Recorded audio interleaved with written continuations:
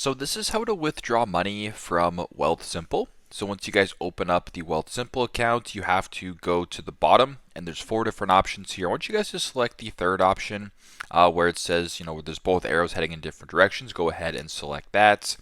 Once you're on this page right here, or the move page, there's a bunch of different options here where it says move money. But what you're looking for here is transfer money. So go ahead and select that. Then once you're on this screen right here, you can then select the accounts that you're moving the money from, as well as where you're moving the money to. So for example, if you wanted to withdraw money to your bank account here, you can go ahead and select which account, which I will do, for example, my checking account, and then I will move this to my RBC bank account. So do that right now. So once the accounts are selected, which I have selected right now, I want you guys to go to the bottom and select on next. Then once you're on this page right here, you can enter the amounts that you want to transfer. So for example, if you wanted to withdraw $100 into your bank account, you can go ahead and type in 100.